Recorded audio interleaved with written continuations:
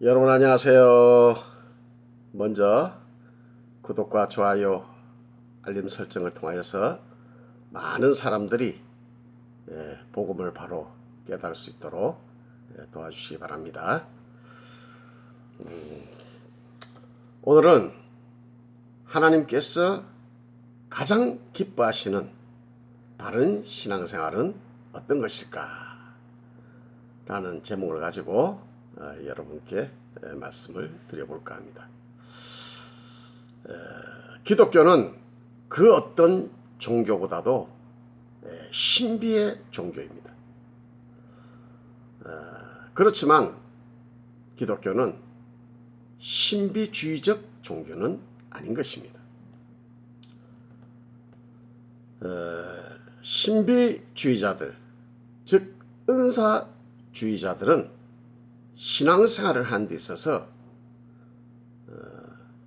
이적과 기사, 표적 그런 것을 내걸고 이것을 중심으로 말씀 사역을 하는 자들을 말합니다. 그러므로 이들은 어떤 표적을 행하거나 그런 표적을 보지 않으면은 신앙생활을 바로 하지 못하고 그런 사람들은 무기력한 그런 신앙생활을 하게 되는 것입니다. 그래서 이들은 이적과 기사 이런 표적을 행하는 곳에 가거나 그런데 가야만이 무슨 신앙생활하는 것처럼 그렇게 느끼게 되는 것입니다. 그러한 반면에 바른 신앙생활하는 자들은 하나님께서 주신 말씀을 붙잡고 그 말씀 중심으로 즉 언약 중심의 신앙생활을 하게 된다는 것입니다. 이들은 하나님의 말씀을 붙잡고 그 말씀대로 살려고 노력하며 자신에게 생명구원을 베풀어 주신 하나님께 감사하면서 그 은혜의 복음을 전파하는 것을 자신의 삶에 그 신앙에 뿌리를 두고 그렇게 살아가는 것입니다. 그래서 이런 사람들은 세상을 살아가면서 어떠한 어려움이 있더라도 하나님께서 주신 언약의 말씀을 붙잡고 일어서게 되는 것입니다. 따라서 바른 신앙생활은 언약 중심, 말씀 중심의 신앙생활을 하는 것입니다. 그러나 신비주의자들, 은사주의자들은 말씀 중심, 언약 중심 사역을 하지 아니하고 표적 중심 신앙생활을 하며 말씀은 이를 뒷받침하는 보조사역 정도로 그렇게 취급하게 되는 것입니다. 바로 이런 교회가 성경에서 고린도 교회와 같은 그런 교회 신앙인들입니다. 우리 하나님께서는 이 고린도 교회 성도들에게 가장 많은 은사를 부어주셨습니다.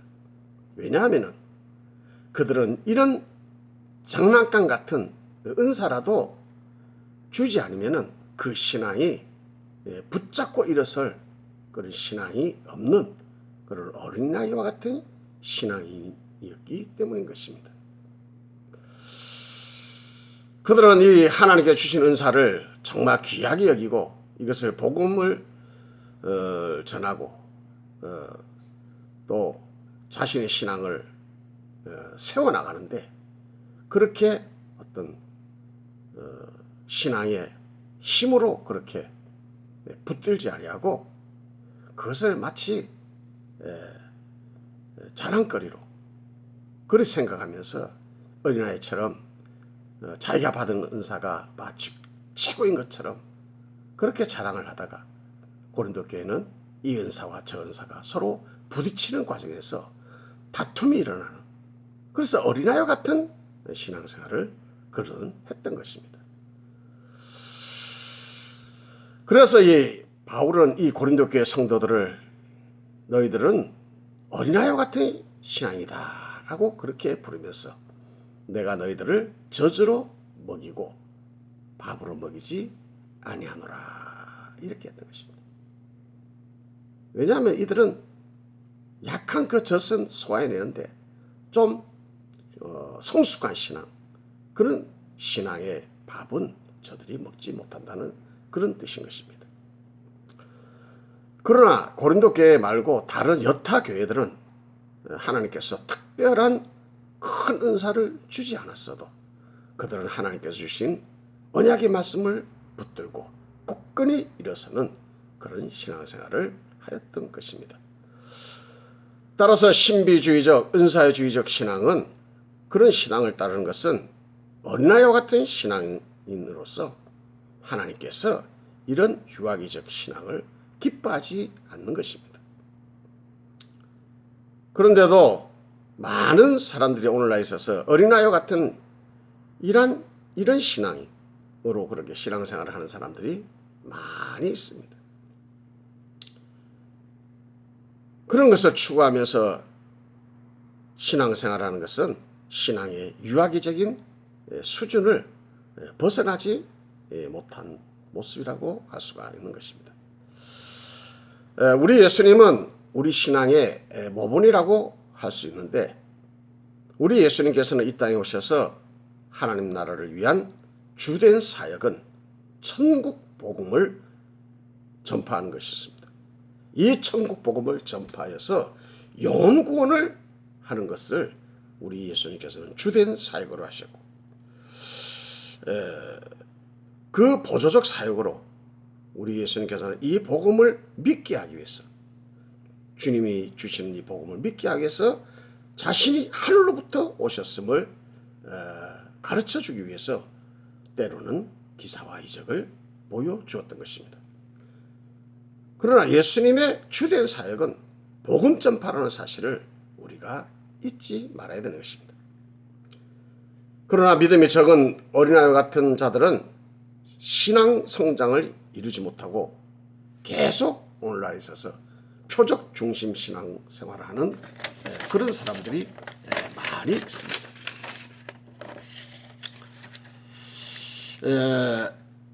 이런 자들에게 우리 예수님께서는 말씀하시기를, 너희가 표적을 보지 않고서는 믿지 않는다 하시면서 이 표적 중심 신앙생활을 매우 꾸짖으셨습니다. 따라서 참된 구원 얻는 신앙은 표적 중심 신앙생활에서 언약 중심, 말씀 중심 신앙생활을 추구하는 것입니다. 그 증거로 예수님께서는 표적 중심 신앙 사역자들을 가리켜 말씀하시기를, 불법을 행하는 자들아 내게서 떠나가라고 이렇게 하심으로써 표적 중심 신앙생활을 꾸짖었던 것입니다.